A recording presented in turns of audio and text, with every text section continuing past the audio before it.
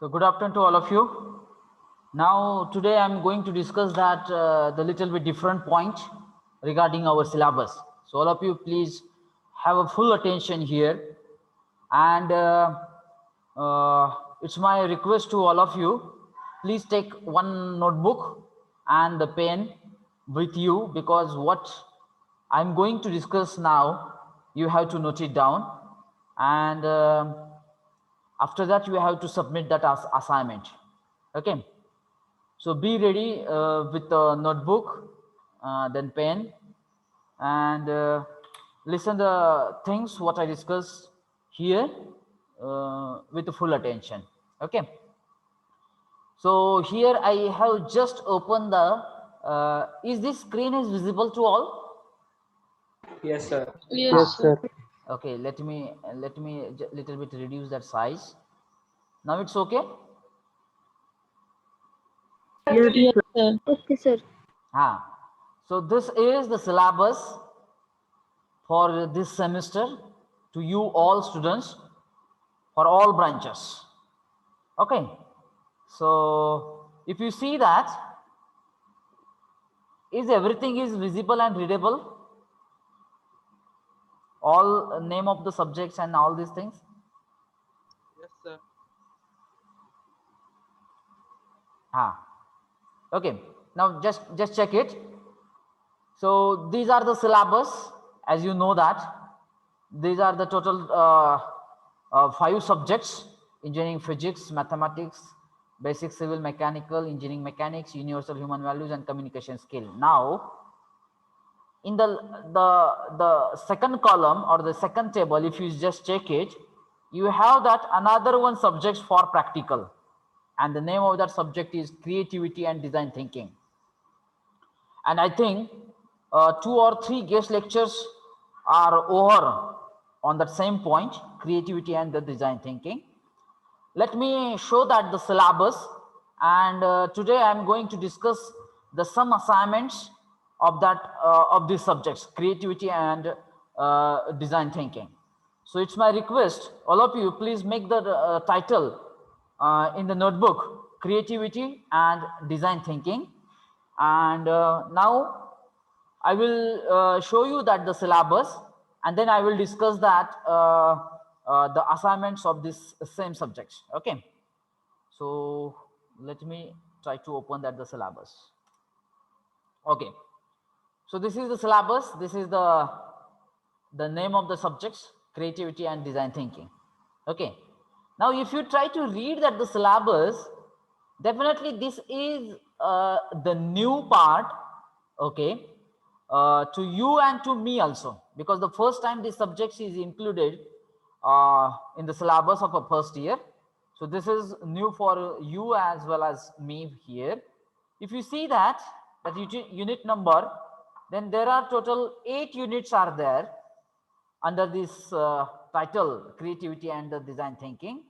And what that university is expected, that if you try to read it, that university is expected, or before that if you check it, for these subjects the 2 practicals are there per week, but due to this COVID-19 situation we are not able to conduct that the practical. But based on that practical, that university has the specific marks of these subjects, and these marks are not the small, these marks are very big in number. It's 50. So the total marks for these subjects is only 50 is 50 marks, and there is no theory exam. म्हणजे या पेपरसाठी theory exam नाहीये, फक्त term work mark आहेत. परंतु या term work साठी you will have to complete that total 8 assignment. Now what type of assignments you have to complete, that thing I will discuss now.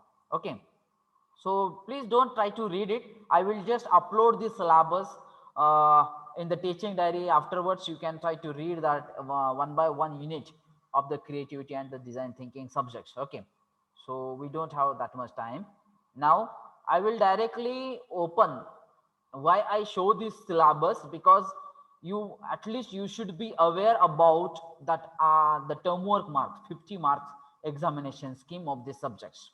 Okay, Now I will read that what type of assignments you have to perform. I will explain it first, and then I will give this assignment to you to solve it. And as you know that for every subjects, for submission of assignment of every subject, I have prepared that the one separate link, and that link is provided to you. Once you just click on that link or just copy and paste in that Google Chrome or that Mozilla or Internet Explorer, then that Google form, it will be opened. Then you have to submit that assignment through the Google form. Is it right? Is there any problem related to the submission of assignment?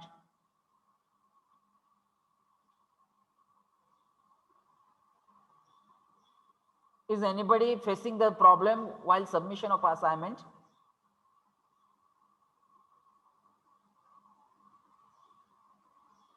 I think no. Okay, then no problem. Then let me try to open that the first assignment here. Please try to understand the assignment first, and then I will give that the assignment.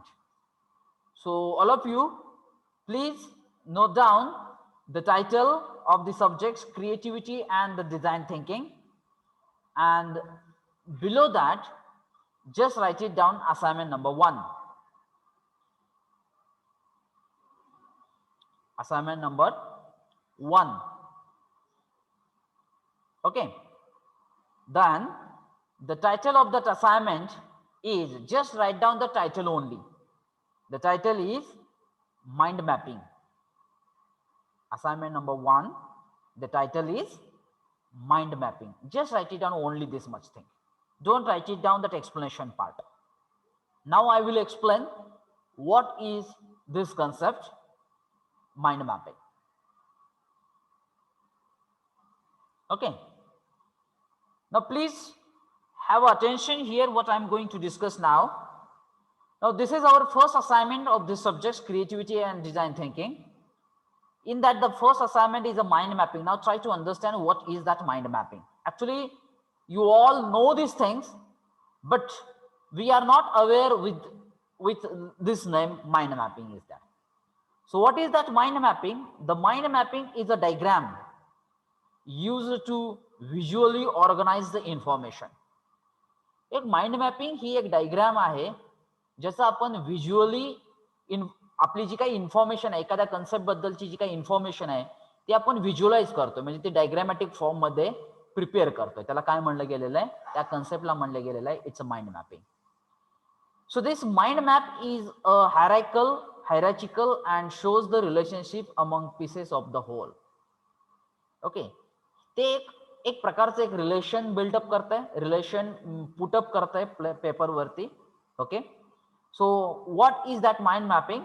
Now this mind mapping, it represents that ideas, images, words or the parts of the words with which we can prepare that the mind mapping of any topic. Okay, now I will not explain much of this mind mapping. I will directly show you what is the type of this mind mapping, so that you will easily understand this concept is there. Okay, so I will not read that part here, but you just try to see that what are the rules of a mind mapping. Just try to read it once, so that afterwards you will get the things. Always use a center image and the images throughout. Put one main topic on each branch.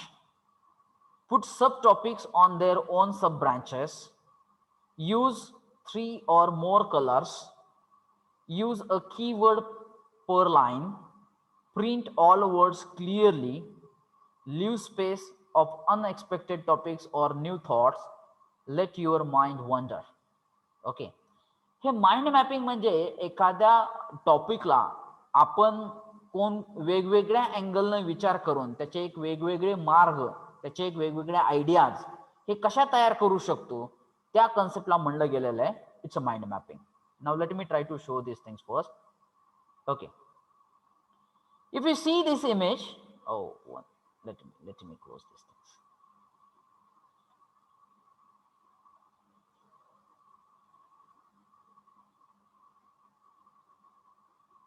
1 minute please.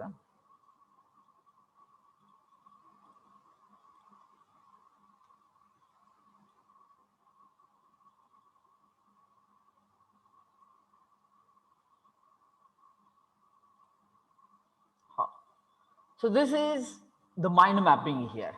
Now please try have a focus on it. So on any point, any idea, you can create that the mind mapping. So this is the center topic on which we have to create the mind mapping diagram. Now for this center topic, there are subtopics which can be shown with a green color, subtopic. So many subtopics are there. You have to just think on it. Are you get it, my friend? You have to just analysis. You have to do that analysis on your own level, and you have to create the subtopic. Is it right? And then for that subtopic, your related ideas are there. So many relative ideas are there. So in this way, your diagram will be prepared, and that diagram we call it a mind mapping.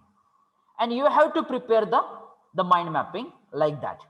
Now I will try to show that some examples of a mind mapping. I think you might be now aware, little bit aware about that mind mapping thing is there. Okay. So see that this is the first example of a mind mapping of a coffee. Now this is the center image. Coffee is the center image. And based on that, we have to create the mind mapping. Now, if I apply my brain, then through that, we can create that the sub branches. Now, sub branches are, see that, this one is a sub branch, growing, म्हणजे ते कशापासून coffee बनलेली आहे. Packing, ते कसं pack केलं जाते coffee. Then cafe, इथं तुम्हाला दिसतंय बघा, ते कुठं कुठं कॅफे असतात, कॉफी कॅफे असतात बघा आपल्याकडे. त्यानंतर युजेस काय काय आहेत ते. Are you get it my point. मग हे 4 टॉपिक माझ्या ब्रेननं मला लक्षात आणून दिलेले आहेत. मग हे झाले सब टॉपिक. मग आता त्या प्रत्येक सब टॉपिकला काहीतरी आयडियाज आहेत, काहीतरी व्ह्यूज आहेत. मग आता हे जे काय पहिला जो सब टॉपिक म्हणलेला होता आपण, ज्याला म्हणलेलं ग्रोईंग, म्हणजे कशापासून ती कॉफी बनलेली आहे. तर we all know about the coffee beans. ते जे काय बिया असतात त्याच्यापासून ही कॉफी बनवली जाते, growing. Are you get it my point. Then packing. There are different types of packings are available now in the market. Are you get it my point? So these are little bit idea about the packing part is there. Okay. Then cafe. There are so many cafes are available nowadays. Street side, formal, casual sit side, casual standing. म्हणजे भरपूर टाईपचे cafes आपल्याकडे आज आपल्याला बघायला मिळतात. मग त्याचे मी पुन्हा ह्या काही टाइप्स लिहिलेले आहेत किंवा त्याचे प्रकार लिहिलेले आहेत. ठीक आहे. त्यानंतर युजेस. मग कॉफी कशा कशासाठी यूज केली जाते. ड्रिंकिंग, फर्टिलायझर, इन्सेक्टासाइड, देन परफ्युम्स, याच्यासाठी कॉफी. म्हणजे फक्त एक सेंटर आयडिया आपण घेतली होती कॉफी, त्याच्यावरून आपल्याला 4 सब टॉपिक्स मिळालेले आहेत. आणि त्या 4 सब टॉपिकच्या पुन्हा आपल्याला आयडियाज आपण इथं पुटअप केलेल्या आहेत. तर या पूर्ण डायग्रामला आपण म्हणू शकतो माइंड मॅपिंग ऑन कॉफी. तर याच्यासाठी तुम्हाला त्या सेंटर पार्टवरती फोकस करणं गरजेचं आहे. आणि त्याचे जेवढे काही सब टॉपिक्स आपल्याला क्रिएट करता येतील, आता इथं 4 आहेत. सपोज तुमची जी काही आयडिया असेल त्याला 5 टॉपिक होतील, 5 सब टॉपिक होतील, 6 सब टॉपिक होतील. Number of sub topics you can create. Depends upon your thoughts. म्हणजे तुम्ही जेवढे विचार करताल तेवढे तुम्हाला सब टॉपिक्स मिळणार आहे, त्याचे सब टायटल्स मिळणार. आता हे एक एक्झाम्पल झालं. आता अजून एक एक्झाम्पल मी तुम्हाला समजून सांगतो बघा. Mind mapping on get a job. बघा आता याच्यासाठी ही पण एक डायग्राम मी कॉपी केलेली आहे. तर गेट अ जॉब. आता जॉब आपल्याला कशा कशा प्रकारे मिळू शकतो, काय काय होऊ शकतं बघा. मग इंटरव्ह्यू, त्याच्यानंतर लोकेशन, त्याच्यानंतर salary negotiation, the field, network, education, resume, okay, research. म्हणजे हे जे काय आहे हे गेट अ जॉब या पॉइंटशी रिलेटेड असलेले सब टॉपिक्स आहेत आणि त्या सब टॉपिक्सला रिलेटेड असलेल्या आयडियाज आहेत. Gate it my friend. Sir तर त्याच्यावरून तुम्हाला आता ही जी काही पहिली जी असाइनमेंट आहे तर तुम्हाला तुमच्या इंटरेस्टचा एक सेंटर पॉइंट निवडायचा आहे जो इथं असेल गेट ए जॉबच्या ठिकाणी असेल त्याच्याशी रिलेटेड असलेले सब टॉपिक्स तुम्हाला फाइंड करायचे आहेत आणि त्या सब टॉपिक्सशी रिलेटेड असलेले त्याचे आयडियाज किंवा त्याचे व्ह्यूज हे तुम्हाला या अशा प्रकारच्या डायग्रामच्या स्वरूपामध्ये एका प्लेन पेपरवरती ते तुम्हाला पुटअप करायचे आहेत आणि त्याला तुम्ही नाव काय देणार आहेत पहिल्या असाइनमेंटला it's a mind mapping. Are you get it my point? आता इथं तुम्हाला मी एक 2 पॉईंट दिलेले आहेत त्यापैकी तुम्हाला एक पॉईंट वरती एका प्लेन पेपरवरती एक A4 साईजचा प्लेन पेपर घ्यायचा आहे आणि त्याच्यानुसार तुम्हाला काय करायचं आहे माइंड मॅपिंग डायग्राम तयार करायचे. मग त्याच्यासाठी मी तुम्हाला इथे 2 क्वेश्चन दिलेले आहेत. त्या 2 क्वेश्चन पैकी एका क्वेश्चनचा माइंड मॅपिंग मॅप तुम्हाला तयार करायचा आहे. तर पहिला क्वेश्चन असा आहे draw a mind map for your branch. मग आता सगळे जणांना तर माहिती आहे की आपण इंजिनिअरिंगला ऍडमिशन घेतलेलं आहे तर इंजिनिअरिंग हा एक सेंटर पॉइंट घेतला बघा इंजिनिअरिंग जर हा एक सेंटर पॉइंट घेतला तर त्याला सब टॉपिक्स किती होऊ शकतात मग mechanical engineering computer engineering electronics engineering electrical engineering civil engineering chemical engineering असे भरपूर टाईप होऊ शकतात म्हणजे ते तुम्हाला तुम्ही जेवढे विचार करताल तेवढं कमी आहे.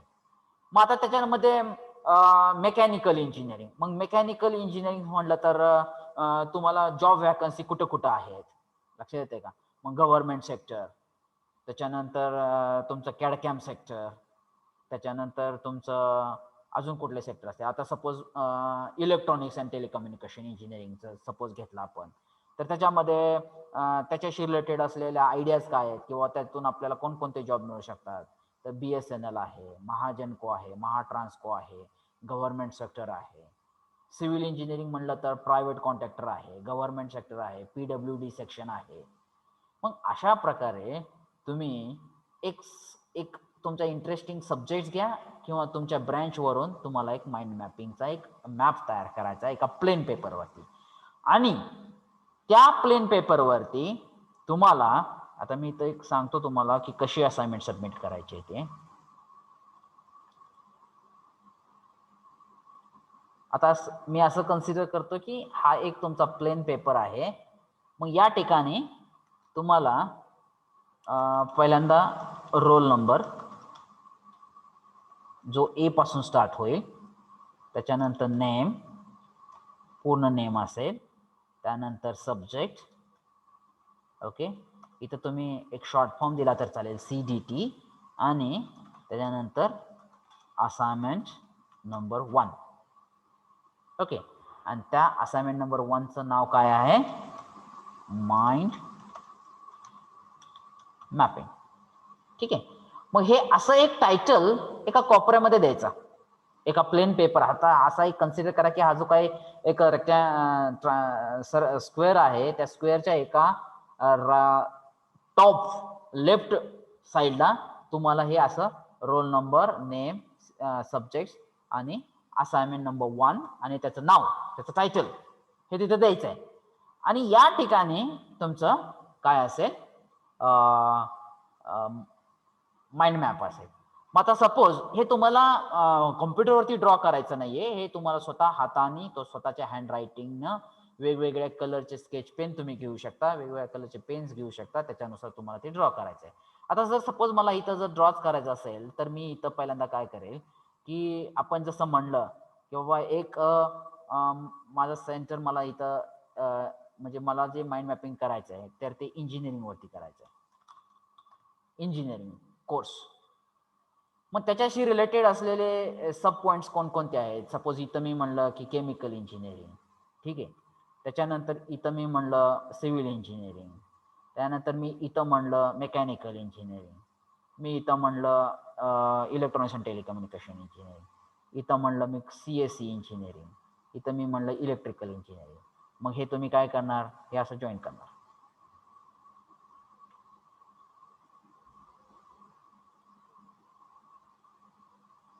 हे असं सगळे सगळे काय करणार सॉरी इथं जॉईन करणार.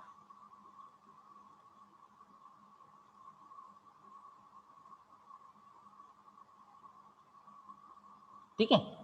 आणि इथं तुम्ही पुन्हा एकदा काय लिहिणार, इथं लिहू शकता मेकॅनिकल इंजिनिअरिंग. आता इथं तुम्हाला दिसतंय का नाही व्यवस्थित बघा. ठीक आहे. तर असं, आणि त्या मेकॅनिकल इंजिनिअरिंगच्या रिलेटेड मग पुन्हा वाटलं तर तुम्ही तुम्हाला तयारच करायचं असेल तर या ठिकाणी बघा, या ठिकाणी तुम्ही एक ब्रँच करू शकता की त्याचे सब्जेक्ट्स कोणकोणते आहेत. त्याच्यानंतर अजून एक ठिकाणी करू शकता की त्याच्यापासून जॉब्स कोणकोणते अवेलेबल आहेत. म्हणजे मेकॅनिकल एक सब टॉपिक जरी घेतला तर त्या सब टॉपिक वरून वेगवेगळे आयडियाज तयार होतात. लक्षात येत आहे.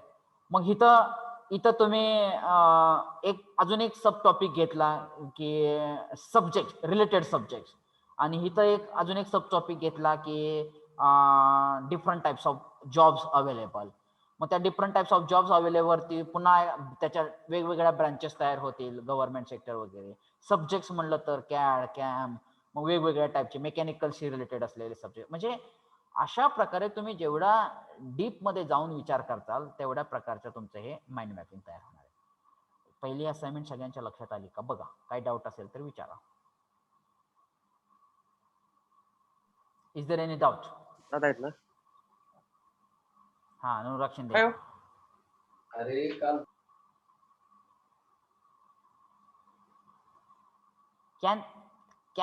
can anybody say something about that mind mapping? म्हणजे मला लक्षात येईल, कारण माझ्यासाठी पण हा एक नवीन सब्जेक्ट असणार आहे.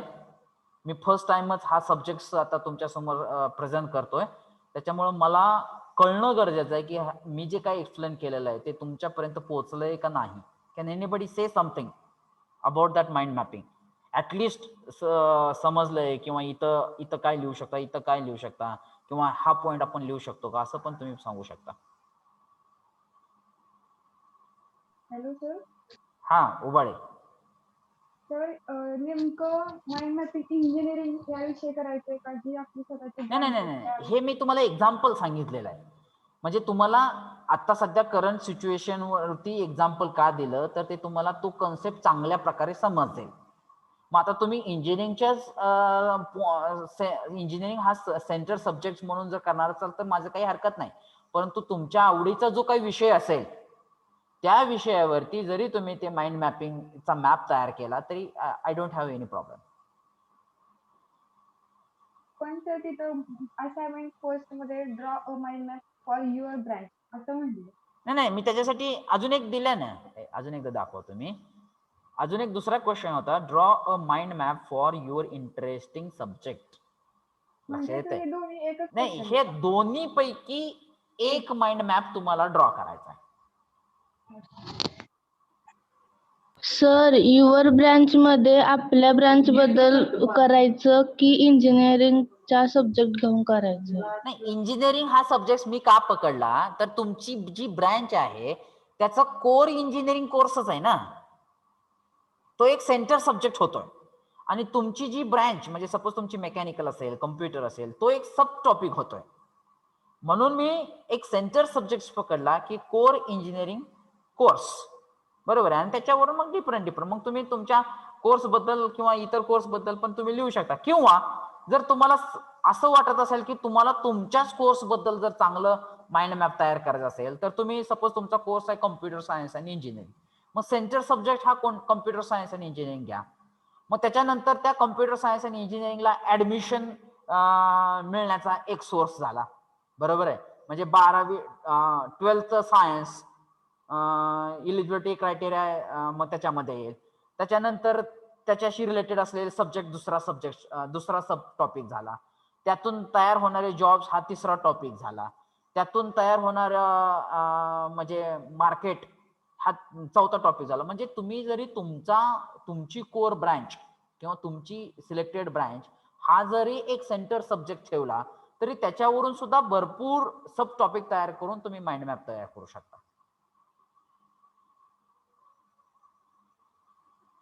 और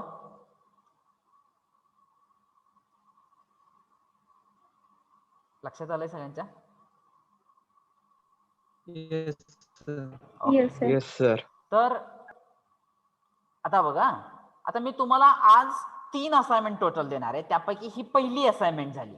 आता जर पहिल्या असाइनमेंट साठी जर तुम्ही टाइम कॅल्क्युलेशन जर केला तर मला वाटतं एक 15 ते 20 किंवा जास्तीत हार्डली 30 मिनिटामध्ये म्हणजे साहित्य गोळा करण्यापासून प्लेन पेपर मिळवण्यापासून आणि ती आयडिया आणि ते 30 मिनिटामध्ये तुम्ही हा करू शकता. परंतु त्याच्यासाठी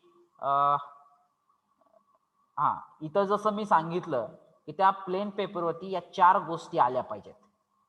लक्षात येते? तुमचा रोल नंबर, नाव, सब्जेक्टचं नाव, शॉर्ट फॉर्म मध्ये लिहिलं तरी हरकत नाही, आणि असाइनमेंट 1 माइंड मॅपिंग. आणि हे मी तुम्हाला अपलोड पण करणार आहे, जेणेकरून तुम्ही ऑफ द लेक्चर तुम्ही बघू शकता. ठीक आहे. तर हे अशा प्रकारची ही तुमची पहिली असाइनमेंट झाली. ठीक आहे. आता मी दुसऱ्या असाइनमेंट कडे हा येस प्लीज. प्लेन पेपरच घ्यायचा का सर? हा, अदरवाईज तुम्ही हे ड्रॉ कसं करणार? लाईन पेपरवरती ते ड्रॉ केलं तर ते एवढं म्हणजे जे तुमचं रिप्रेझेंट असणार ते एवढं चांगलं दिसणार नाही लाईन पेपरवरती घेतलं तर. Okay sir. Anybody having any doubt again? बघा ह्याला लाईन पेपरवरती नाही का चालणार? मी काय सांगितलं आता की लाईन पेपरवरती घेतल्यानंतर तुमची हे जे काय पिक्चर्स असणार आहे हे क्लिअर दिसणार नाही, कारण तुम्हाला ते पुन्हा स्कॅन करून ते अपलोड करायचं आहे, तर त्याच्यामध्ये लाईन्सच जास्त दिसतील. लक्षात येत आहे? त्यासाठी प्लेन पेपर घेतल्यानंतर ते एकदम क्लिअर पिक्चर स्कॅन होईल आणि ते तुम्हाला चांगल्या प्रकारे अपलोड करता येईल. बट सर अवेलेबल नसल्यावर प्लेन पेपर अवेलेबल नाहीये? नाही, मला नाही वाटत. बघा, म्हणजे प्लेन पेपर कुठल्याही स्टेशनरी, कुठलाही प्लेन पेपर घ्या हो. मी काय म्हणतो, जर एखाद्या वर्तमानपत्रामध्ये एका साईडला आलेली ऍडव्हर्टाईज आणि दुसऱ्या साईडला जर प्लेन पेपर असेल तर तो सुद्धा प्लेन पेपर घेतला तरी माझी हरकत नाहीये. Okay sir. हा, नाही, मिळवण्यासाठी थोडासा ट्राय करावाच लागेल तुम्हाला, पर्याय नाही त्यासाठी. ठीक आहे. हा, आता ही झाली तुमची पहिली असाइनमेंट. आता दुसऱ्या असाइनमेंट कडे मी टर्न घेतो.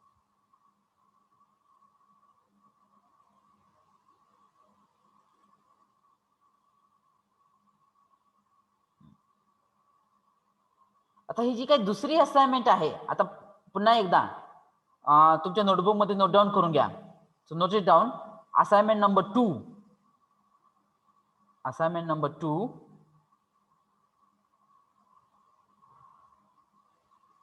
Write the title empathy mapping. Empathy mapping.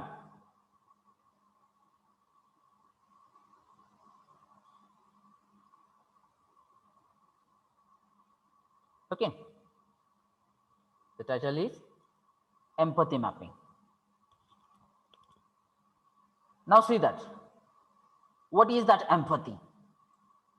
So the empathy is the ability to identify and understand another person's situations and feeling. That is called as empathy. I think this word may be familiar to you. Empathy means what? Empathy is the ability to identify or understand another person's situations and feeling. म्हणजे दुसऱ्या व्यक्तीची situation किंवा feeling समजून घेणे, ओळखणे, त्या ॲबिलिटीला आपण काय म्हणणार आहोत? एम्पथी असणार आहे, एम्पथी म्हणणार आहोत. आणि आता त्या एम्पथीचं मॅपिंग आपल्याला करायचं आहे. So how to do that empathy mapping? Have a focus on it. We often hear the word empathy, हे आपण ऐकलेलं आहे, used as a synonym to walking in someone else shoes. आता ही जी काय फ्रेज आहे ही तुम्हाला प्रचलित किंवा माहित आहे का नाही, I don't know. Walking in someone else shoes म्हणजे आपण दुसऱ्याच्या जागी ठेवून बघणे. आपण म्हणतो का की माझे प्रॉब्लेम तुला कधी समजतील? ज्यावेळेस तू माझा आहे असं समजून तू ज्यावेळेस बघतील त्यावेळेस तुला माझे प्रॉब्लेम समजतील, माझा अर्थ समजेल. म्हणजे त्याला म्हणलं गेलेलं आहे the walking in someone else shoes. Akshay Gadge raised a hand. हा, अक्षय गाडगे. सर चुकून झालतो. हा, बर. एम्पथी इथं होतं बघा आपण, walking in someone else shoes. Empathy is the core skill for designer because it allows them to identify with users and adopt their perspectives. म्हणजे empathy असणे म्हणजे काय, की आपण दुसऱ्याची सिच्युएशन, दुसऱ्याचं फिलिंग समजणं, त्याला आपण काय म्हणतो, एम्पथी मॅपिंग म्हणतो. That empathy map, an empathy map is a visualization tool used to articulate what a product team knows about the user. आता मी हे जर वाचत बसलो तर मे बी तुम्हाला थोडंसं ते अवघड वाटेल, त्याच्यापेक्षा मी त्या डायग्राम कडे जातो. हा, इथं डायग्राम आहे बघा.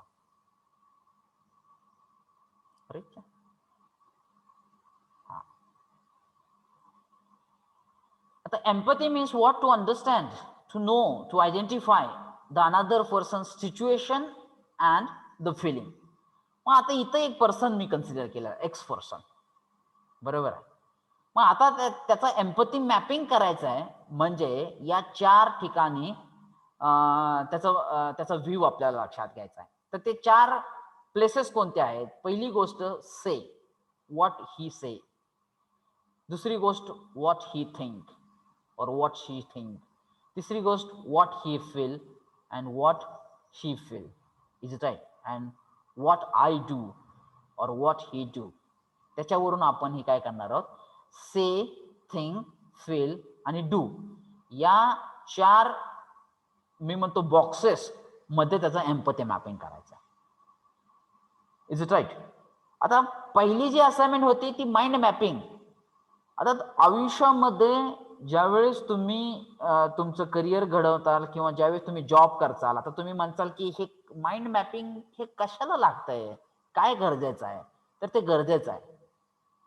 हे आयुष्यामध्ये आपल्याला आपल्या जीवनाचं, आपल्या आर्थिक सोर्सचं, आपल्या फॅमिली बॅकग्राऊंडचं जर वेल प्रिपरेशन करायचं असेल तर या सर्व गोष्टी म्हणजे या माइंड मॅपिंग वरून तुम्हाला वेगवेगळ्या अँगलनं विचार करायला भाग पाडणार आहे.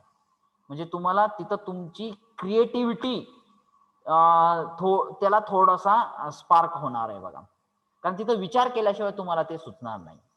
तसंच एम्पथी मॅपिंग म्हणजे आपण दुसऱ्याबद्दल कसं बघितलं पाहिजे, काय काय त्याचा विचार काय, त्याला ओळखता कसं. म्हणजे आपण म्हणतो की समाजामध्ये माणसांना ओळखणं पण जमलं पाहिजे, तर त्या अँगलनं आपल्याला हे असाइनमेंट्स तयार केलेले आहेत.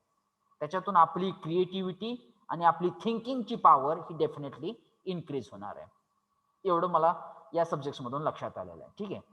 आता जे म्हणलेलं आहे एम्पथी मॅपिंग, तर हे 4 पॉइंट मध्ये डिवाइड केलेलं आहे. मग तुम्हाला पण हे असाच एक स्क्वेअर तयार करायचा आहे. त्या स्क्वेअर मध्ये एक्स पर्सन असेल, त्या एक्स पर्सनचा पहिला जो बॉक्स असेल तो से असेल, दुसरा बॉक्स असेल तो थिंक असेल, तिसरा बॉक्स असेल तो फील असेल आणि चौथा बॉक्स असेल तो डू असेल. हे अशा प्रकारचे 4 बॉक्स असतील. से means what the user says about the product. Ideally this section contains real code from users recorded during interview or user test sessions. म्हणजे तो काय म्हणतोय, त्याचं ओपिनियन काय आहे, त्याची आयडिया काय आहे, हे सेच्या बाबतीमध्ये असेल. थिंक म्हणजे काय, what is the user thinking Wien the interaction with a product. आता एक वेगळ्या अँगलनं इथं ते एक्सप्लेनेशन केलेलं आहे की म्हणजे एखाद्या गोष्टीबद्दल त्याचं थिंकिंग काय आहे, त्याचं फील काय असणार आहे, आणि डू म्हणजे तो काय करतोय नेमकं. हे या 4 बॉक्सेसमध्ये त्या एक्स पर्सनचं डिवाइड झालेलं आहे, त्याचं व्ह्यू डिवाइड झालेलं आहे. आता त्याचं एक्झाम्पल देतो म्हणजे तुमच्या लक्षात येते. ठीक आहे. द एम्पथी मॅपिंग ऑन उत्तम अनुसे सर. हे उत्तम अनुसे एक्स पर्सन असं कन्सिडर करा. आपल्या कॉलेजमध्येच एक सर आहेत, त्यांचं थोडंसं इथं उदाहरण घेतलेलं आहे, उत्तम अनुसे सर. मग त्यांचा आता हे जे काय टेबल बघितला, से, थिंक, फील अँड डू. आता त्यांचा जो काय से जो आहे तो काय आहे की emotion needs to be control. ते काय म्हणतात की इमोशनला कंट्रोल करता आलं पाहिजे, हे त्यांचा से झाला. मग त्याच्यानंतर ते थिंक काय करतायत, I am thinking about controlling that emotion. मग ते स्वतः थिंक करतायत की स्वतःचं इमोशन्स हे स्वतःला कंट्रोल करता आलं पाहिजे. ठीक आहे. मग ते फील काय करतायत, when I think about it seem that I am unable to do it. म्हणजे ज्या वेळेस ते फील काय करतायत की ते स्वतःच्या इमोशनला कंट्रोल करू शकत नाहीत, हे ते फील करतायत. म्हणजे बघा ते त्यांचं से काय आहे, इमोशनच्या बाबतीमध्ये त्या सरांचा एक एम्पथी मॅप तयार झालेला आहे की emotion needs to be control. ते स्वतः म्हणतायत की इमोशनला कंट्रोल झालं पाहिजे. बरोबर आहे. मग ते थिंक काय करतायत की that I am thinking about controlling the emotion. ते त्याच्यावरती विचार करतायत. मग ते फील काय करतायत की ते स्वतःचं इमोशन्स कंट्रोल करू शकत नाही. मग ते डू म्हणजे ते काय करतायत त्याच्यासाठी, ते इमोशन्स कंट्रोल करण्यासाठी, to control the emotions I am doing the some breathing techniques और some pranayams, some asans. Am right. तर हे अशा प्रकारचं एम्पथी मॅपिंग झालं. लक्षात आलं तुमच्या सगळ्यांच्या. से, त्याच्यानंतर थिंक, से, थिंक, फील आणि डू. आता ह्या सरांना असं म्हणायचं होतं की इमोशन्स कंट्रोल करता आले पाहिजेत. ते कंट्रोल करण्याचा विचार करतायत. ते फील करतायत की इमोशन्स कंट्रोल होत नाहीयेत. मग ते इमोशन्स कंट्रोल होण्यासाठी ते काय करतायत, तर एक थोडंसं प्राणायाम करतायत, ब्रिदिंग टेक्निक्स ते इम्प्लिमेंट करतायत की जेणेकरून ते स्वतःचे इमोशन्स कंट्रोल करू शकतात. असं एक एक्झाम्पल झालं एम्पथी मॅपिंगवरचं. ठीक आहे. मग आता इथं तुम्हाला दुसरं एक एक्झाम्पल दिलेलं आहे बघा, empathy map on order the copy by mobile phone app. म्हणजे हे काय झालेलं आहे, हे एक पर्सन आहे आणि त्यांना order the copy by mobile phone app. मग ते से काय म्हणतायत, what is convenience like to use the phone. म्हणजे ते एन्जॉय पिकिंग अप कॉपी, म्हणजे त्यांना कॉपी पाहिजे, कॉपी त्यांना ऑर्डर करायचे. मग थिंक काय करतायत, ते कशा प्रकारे ते ऑर्डर करू शकतात त्याच्याबद्दल ते विचार करतायत. फील काय करतायत ते, बरोबर आहे का, ते ऑर्डर करणे इम्पॉर्टंट आहे का नाही, लक्षात येते का. मग ते ते ते फील काय करतायत आणि त्याच्यानंतर ते डज म्हणजे ते काय करतायत नेमकं त्यासाठी. तर ह्या 4 बॉक्सेसमध्ये डिवाइड केलेला पार्ट ज्याला आपण म्हणतो empathy mapping. Gate it my point. आता जर अजून एक एक्झाम्पल तुम्हाला एक 3 इडियट या मूवी मधलं जर द्यायचं झालं तर ते तुम्ही 3 इडियट मूवी हा बघितलेलाच असाल, ज्याच्यामध्ये राजू रस्तोगी हा एक कॅरेक्टर आहे, हे कॅरेक्टर आहे. त्याचं एम्पथी मॅपिंग जर तुम्ही तो पिक्चर व्यवस्थित बघितला असेल तर इथं ते जे काही 4 बॉक्सेस दिलेले आहेत बघा, तर या राजू रस्तोगीचं एम्पथी मॅपिंग जर तयार करायचं झालं तर तो काय म्हणत होता, तो काय आहे, तो फील काय करतोय आणि त्याचं थॉट काय आहे, याच्यावरून पण तुम्ही राजू रस्तोगी या कॅरेक्टरचं एम्पथी मॅपिंग करू शकता.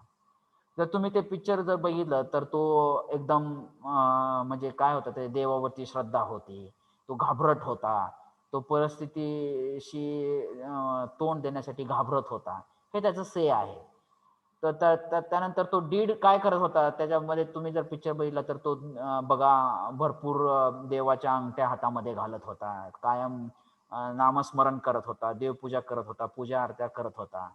त्यानंतर फील काय करतोय तो की मी काही करू शकत नाही, माझ्याच्यानं काय होणार नाही, माझी परिस्थिती मला चेंज करता येणार नाही, म्हणजे एकदम निगेटिव्ह माइंडसेटनं तो होता. आणि ज्यावेळेस मग त्याला जो त्याचा मित्र भेटला, त्यानंतरचा त्याचा जो विचार बदलला आणि त्या विचाराबद्दल म्हणजे त्याचा मित्र आमिर खान ज्यावेळेस त्याला मिळाला आणि त्यानं जे त्याचं थोडंसं ब्रेन वॉश केलं आणि ब्रेन वॉश केल्यानंतर तो एका वेगळ्या मुवमेंटला किंवा एक वेगळा विचार करू लागला आणि त्याच्यामुळं त्याला तो जो काही जॉब मिळाला किंवा एकदम परखडपणे बोलणे, त्याच्यामुळे जो त्याला काय त्याचा जो थॉट चेंज झाला. तर अशा प्रकारे तुम्ही त्या राजू रस्तोगी या कॅरेक्टरचा तुम्ही एम्पथी मॅपिंग करू शकता. म्हणजे तो काय म्हणत होता, बरोबर आहे, म्हणजे से, त्यानंतर इथं काय होतं, थिंक, फील अँड डू. या 4 बॉक्समध्ये तुम्हाला एका कॅरेक्टरचं एम्पथी मॅपिंग करायचं आहे. याच्यामध्ये काय डाऊट असेल तर विचारा. आता इथं सांगितलेलं आहे बघा, तर तुमच्यासाठी हा क्वेश्चन दुसरी असाइनमेंट असणार आहे, create an empathy map for your life. तुम्ही तुमच्या लाईफबद्दल म्हणजे राजू रस्तोगीच्या ऐवजी तुम्ही स्वतःला इथं कन्सिडर करायचं आहे आणि हे 4 बॉक्स मध्ये तुम्ही स्वतःबद्दल काय लिहू शकताय त्याच्यावरून तुम्हाला एम्पॅथी मॅप तयार करायचा आहे. This is the second assignment.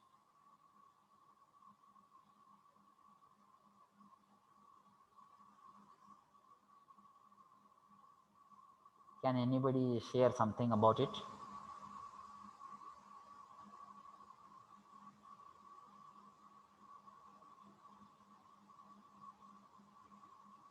Yes, please. At least ही असाइनमेंट तरी समजली, एवढं जरी बोलला तरी मला ते लक्षात येईल की नेमकं मी बोलतोय ते लक्षात येतंय का नाही. So I'm trying my best to explain the things, okay, and I expect that you should understand these things properly and you can complete that assignment very well. Yes, anybody? Yes, sir. No doubt? Yes, sir. समजलं. Yes, sir. Someone. Okay, no problem. Okay, so this is the second assignment, empathy mapping. Have you noted down the second assignment? The title is empathy mapping. Okay, so this is about the second assignment. These things also I will upload, and so that this material will be available to you.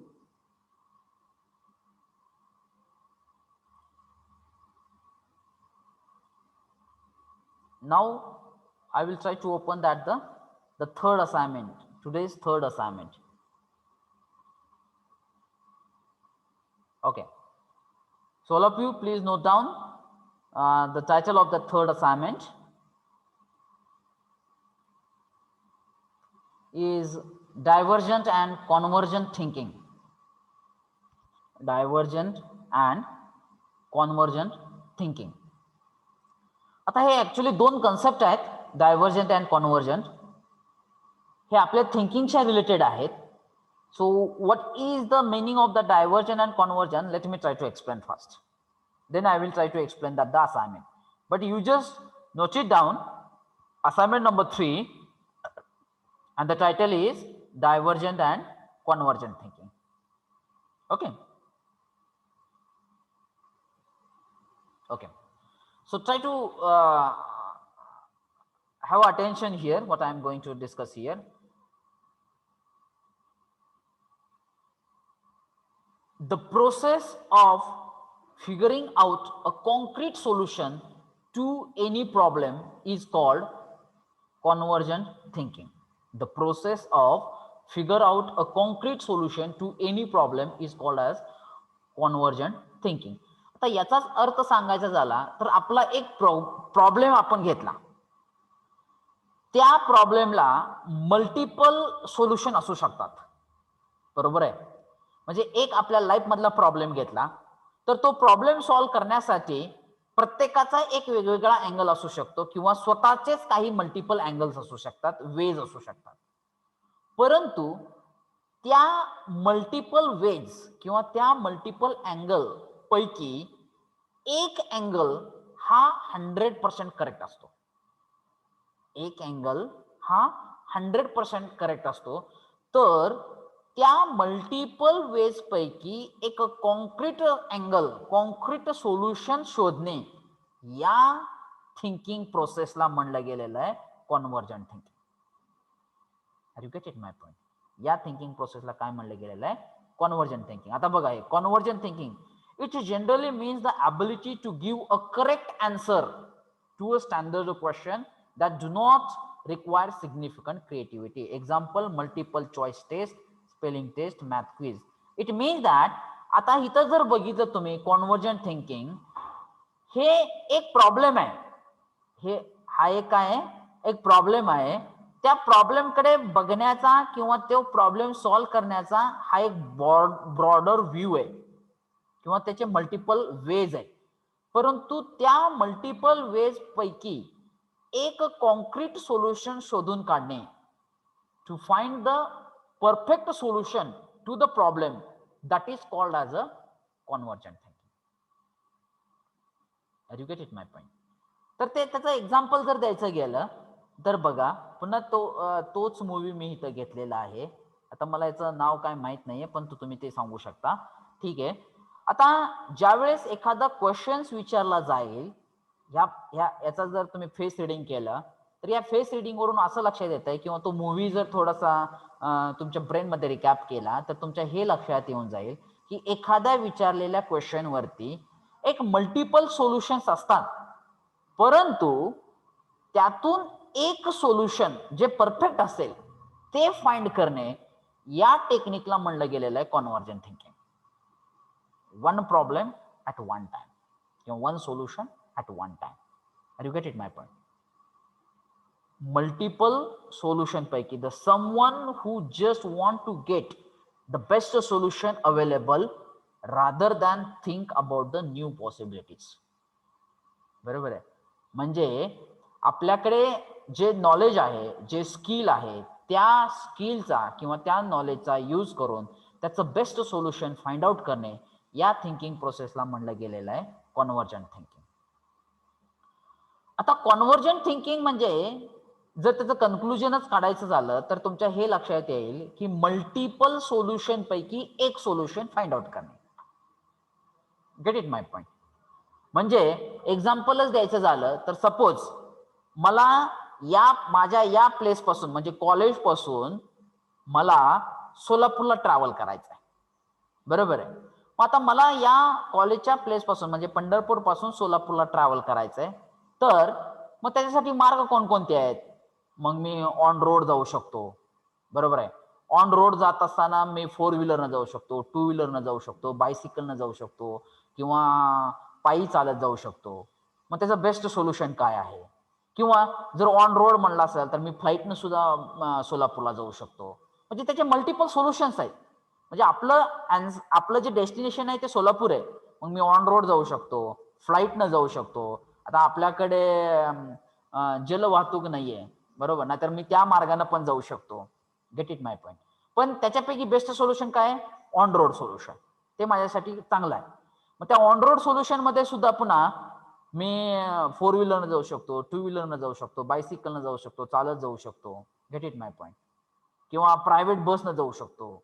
मग त्याच्यापैकी best solution कोणतं आहे आपल्याला suitable असेल? Suppose मला suitable असेल ते private बसनं जाऊ शकतो, तर मी तो मार्ग म्हणजे ते झालं माझं convergent thinking. Are you get it my point? हे लक्षात आलं का बघा कॉन्व्हर्जंट थिंकिंग म्हणजे काय? ठीक आहे. मग असा तुम्हाला एक प्रॉब्लेम घ्यायचा आहे आणि त्या प्रॉब्लेमला मल्टिपल सोल्युशन मधून एक युनिक सोल्युशन फाइंड आउट करायचं आहे. तर त्या युनिक सोल्युशनला आपण त्या थिंकिंग प्रोसेसला किंवा त्या प्रोसेसला आपण काय म्हणणार आहोत? कॉन्व्हर्जंट थिंकिंग म्हणणार आहोत. ओके. The divergent thinking. आता हे कॉन्व्हर्जंट थिंकिंग ज्या वेनं मी तुम्हाला एक्सप्लेन केलेलं आहे, जर तुम्ही त्याच्याच रिव्हर्स वेनं गेला तर तुम्हाला तो कन्सेप्ट तुम्हाला म्हणजे लक्षात येईल, तो आहे डायव्हर्जंट थिंकिंग. म्हणजे एक सोल्युशन आहे, एक प्रॉब्लेम आहे, त्याचे मल्टिपल वेजनं जर सोल्युशन फाइंड केले तर त्याला म्हणायचं डायव्हर्जंट थिंकिंग. मल्टिपल मधून एक बेस्ट सोल्युशन काढणे त्याला म्हणायचं कॉन्व्हर्जंट थिंकिंग. आणि एका प्रॉब्लेमचे मल्टिपल वेज जर काढले तर त्याला म्हणायचं divergent thinking. Let's try to think about it. Divergent thinking is a thought process or the method used to generate the creative ideas by exploring many possible solutions. A typical occurs in a spontaneous, free-flowing, non-linear manner such that many ideas are generated in an emergent cognitive fashions. For example, brainstorming. मग एखाद्या विषय घेतला, suppose आता जर suppose विषय घेतला pollution, air pollution घेतला, तर एअर पोल्युशन वरती जर सांगायचं झालं तर ते कोणकोणत्या टाईपनं एअर पोल्युशन होत आहे त्याच्यावरती जर मी ब्रेनस्टॉर्मिंग म्हणजे काय, एक विचार मंथन घेतलं त्याच्यावरती, तर त्याचे वेगवेगळे अँगल्स येतात बघा.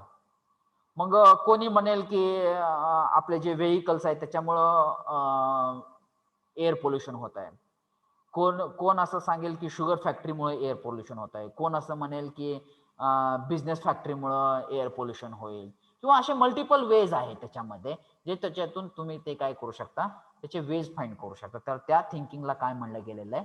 Divergent thinking.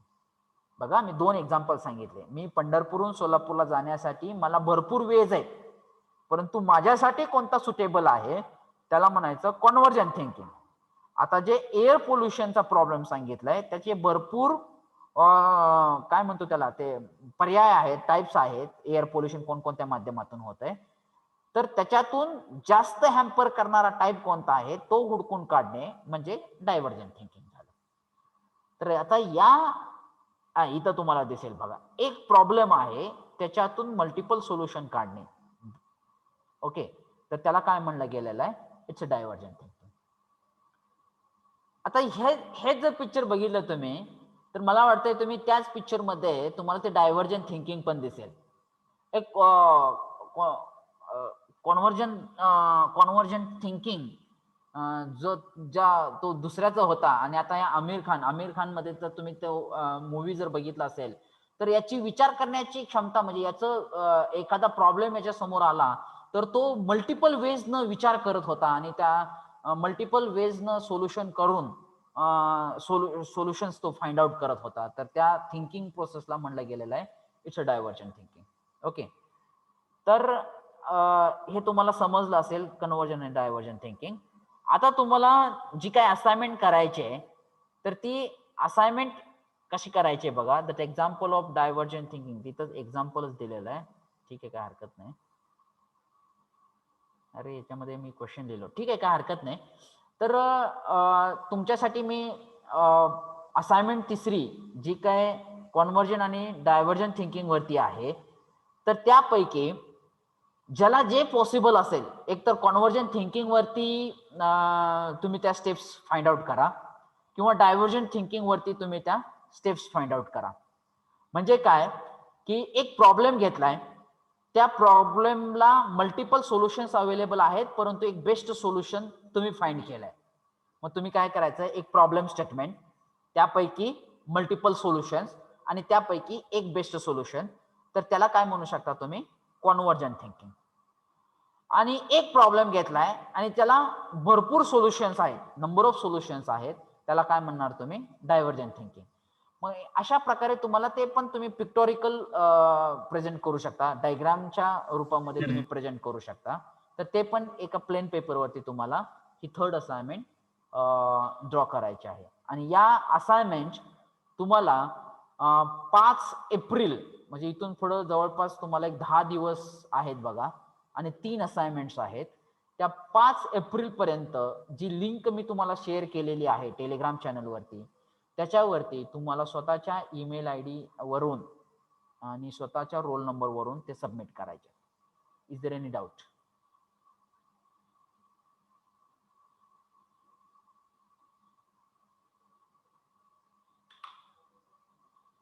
मी समजून घेऊ शकतो की हा जरा थोडासा पार्ट हा अकॅडमिक्स कडे जात नाहीये, तर तो तुमच्या थोड्याशा थिंकिंग लेवल वरती, तुमच्या ब्रेन वरती, तुमच्या थॉट वरती जातोय.